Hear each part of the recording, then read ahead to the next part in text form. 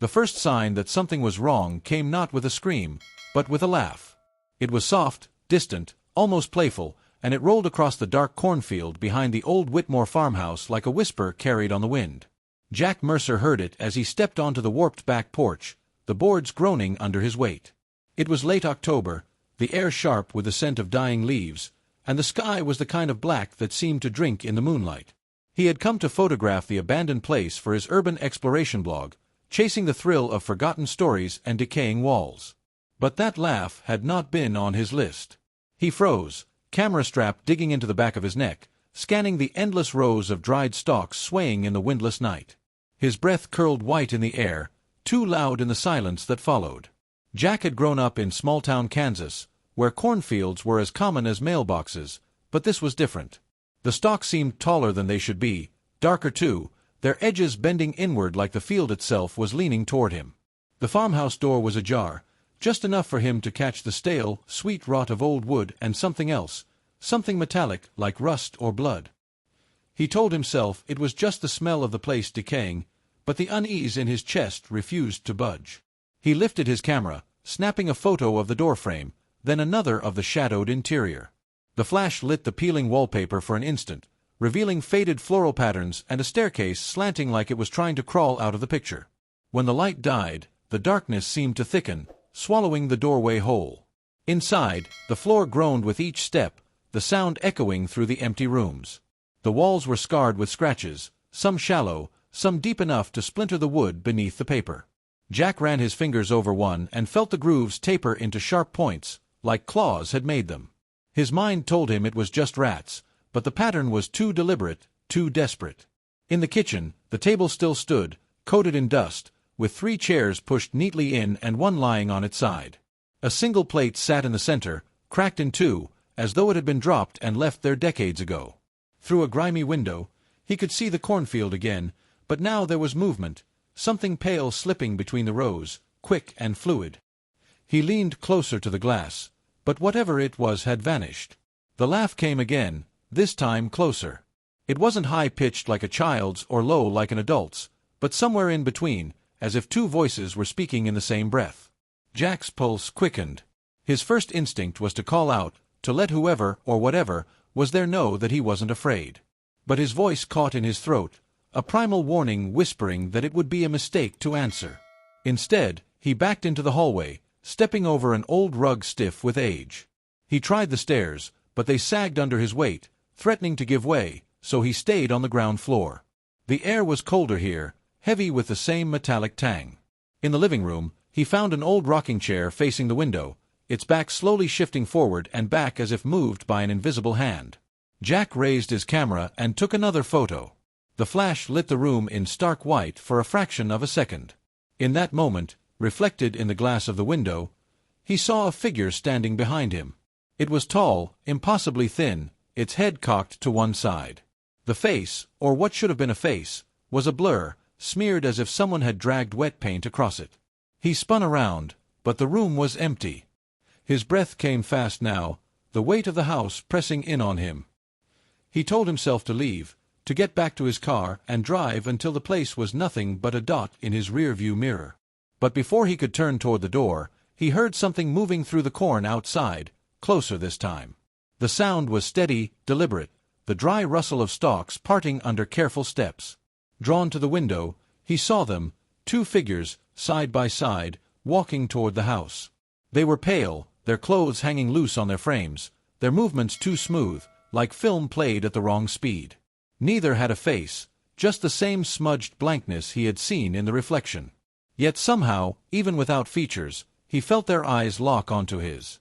Jack stumbled backward, his heel catching on the rug, sending him sprawling. The camera clattered across the floor, the lens cracking. He scrambled to his feet, heart hammering, and darted for the back door. But when he wrenched it open, the cornfield was gone. In its place stretched an unbroken wall of black, thick and pulsing, as if the night itself had condensed into something solid. Behind him, the rocking chair creaked once, then stopped. The air shifted, a sudden drop in temperature wrapping cold fingers around his neck. Slowly, against every screaming instinct, Jack turned. The 2 figures were inside now, standing just beyond the threshold of the kitchen. The laugh returned, soft and doubled, curling through the room like smoke. He wanted to run, to fight, to do anything, but his body refused to obey. The figures moved closer, their steps soundless on the old floorboards. As they drew near, he could see the faint outlines of mouths moving where no features should be, whispering something he couldn't understand. The sound pressed against his ears, not quite words but something deeper, older. When they stopped an arm's length away, the blackness from outside began to seep through the open door, sliding across the floor like oil. It curled around his shoes, climbed his legs, and with every inch it rose, the room dimmed until the world beyond them ceased to exist. The last thing Jack saw before the dark swallowed him was the faint curve of a smile forming where the figure's mouth should have been. The darkness was not like closing your eyes. It had weight, texture, and a cold that sank through skin into bone. Jack tried to scream, but the sound was swallowed before it left his mouth. His hands flailed in the void, searching for the floor, the wall, anything to anchor him, but all he found was emptiness. Then, slowly, the whispers began again. They came from every direction at once, circling him, pulling him deeper into the black. A faint glow bloomed ahead, not warm like firelight but pale and sickly, the color of old bruises. Shapes began to emerge, jagged outlines of the cornfield he had seen before, but wrong. The stalks twisted into unnatural angles, their leaves curling like claws. Between them, faces peeked out, dozens of them, blurred and shifting, melting into the darkness when he tried to focus. The two faceless figures were there as well, standing at the edge of the glow, unmoving. Jack's chest tightened as he realized he was no longer in the Whitmore farmhouse.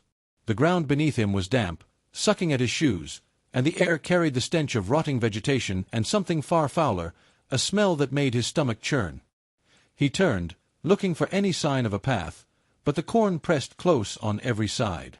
Every rustle felt like a hand brushing his shoulder. The laugh came again, closer now, directly behind him. He spun and saw nothing but the endless rows.